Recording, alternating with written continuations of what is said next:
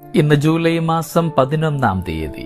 പരിശുദ്ധ കത്തോലിക്കാ തിരുസഭ ഇന്ന് വിശുദ്ധ ബെനഡിക്റ്റിന്റെ ഓർമ്മ ദിനം കൊണ്ടാടുന്നു.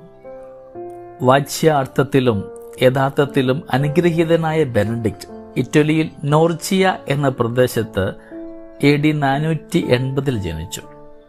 റോമയിൽ പഠനം ആരംഭിച്ചു. എന്നാൽ റോമൻ യുവാക്കളുടെ സുഖലോലുപതയോട് പൊരുത്തപ്പെട്ടു പോകുവാൻ സാധിക്കാതെ വന്നതിനാൽ അദ്ദേഹം സുബിയാക്കോ പർവ്വതനിരകളിൽ ഒരു ഗുഹയിൽ 3 വർഷത്തോളം താമസിച്ചു. റൊമാനൂസ് എന്ന ഒരു സന്യാസിക്ക് മാത്രമേ ബെനഡിക്റ്റ് എവിടെയായിരുന്നുവെന്ന് അറിയാമായിരുന്നുള്ളൂ. അദ്ദേഹമാണ് ബെനഡിക്റ്റിന് ഭക്ഷണവും വസ്ത്രവും നൽകിക്കൊണ്ടിരുന്നത്. കാലാന്തരത്തിൽ അദ്ദേഹത്തിന്റെ വിശുദ്ധിയെപ്പറ്റി കേട്ടറിഞ്ഞ് പലരും വന്ന് അദ്ദേഹത്തിന്റെ കൂടെ താമസിച്ചു. അങ്ങനെ പാശ്ചാത്യ സന്യാസ മുറയ്ക്ക് ആരംഭമിട്ടു.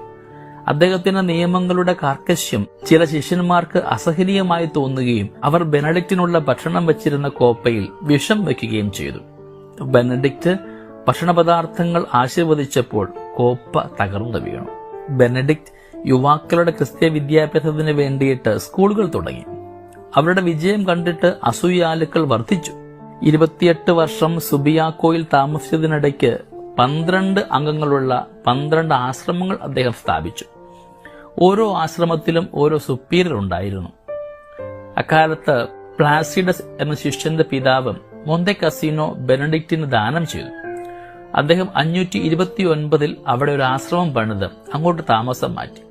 3 കൊല്ലം മുമ്പ് അദ്ദേഹം എഴുതിയുണ്ടാക്കിയ നിയമം എല്ലാ ആശ്രമങ്ങൾക്കും ബാധകമായി. ദാരിദ്ര്യം, കന്യാവ്രതം, അനുസരണം എന്ന 3 വ്രതങ്ങളും സമൂഹ ജീവിതവും സന്യാസ ജീവിതത്തിന്റെ ഘടകങ്ങളാക്കി. പ്രാർത്ഥനയും കൃഷിയും പുരാതന കയ്യെഴുത്ത് പ്രതികൾ പകർത്തലും സന്യാസികളുടെ കാര്യപരിപാടിയിൽ ഉൾപ്പെടുത്തി. ആശ്രമങ്ങൾക്ക് ഐക്യമുളവാക്കിയത് മൊന്തെ കസീനോയിലെ മഹാ ആശ്രമമാണ്. വ്യക്തികൾ ഏകാന്തതയിൽ ജീവിക്കുന്ന സന്യാസമുറയ്ക്ക് പകരം സമൂഹ ജീവിതവും സുവിശേഷ പുണ്യങ്ങളുടെ അനുഷ്ഠാനവും പ്രചാരത്തിലായി. പ്രാർത്ഥന, പഠനം, കൈത്തൊഴിൽ എന്നിവ സന്യാസികളുടെ ജീവിതത്തിൽ സ്ഥാനം പിടിച്ചു.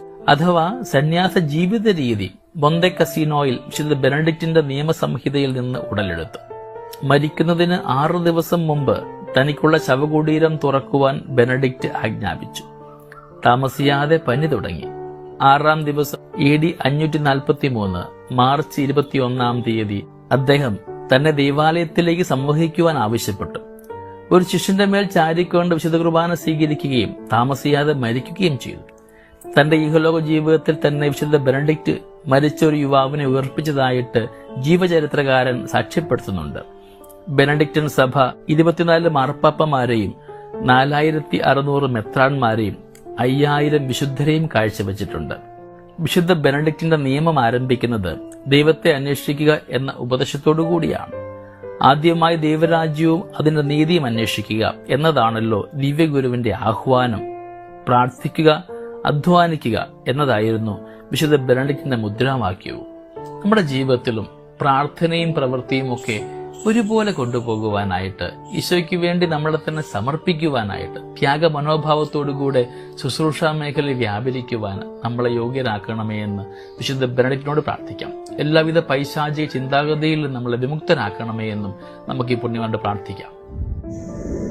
ദൈവം നമ്മളെ എല്ലാവരെയും സമൃദ്ധമായിട്ട് അനുഗ്രഹിക്കട്ടെ. നമ്മുടെ കർത്താവ് ഈശോ മിശിഹായുടെ കൃപയും പിതാവായ ദൈവത്തിന്റെ സ്നേഹവും പരിശുദ്ധാത്മാവിന്റെ സഹവാസവും നമ്മളെല്ലാവരോടും കൂടെ ഉണ്ടായിരിക്കട്ടെ, ഇപ്പോഴും എപ്പോഴും എന്നേക്കും. ആമേൻ.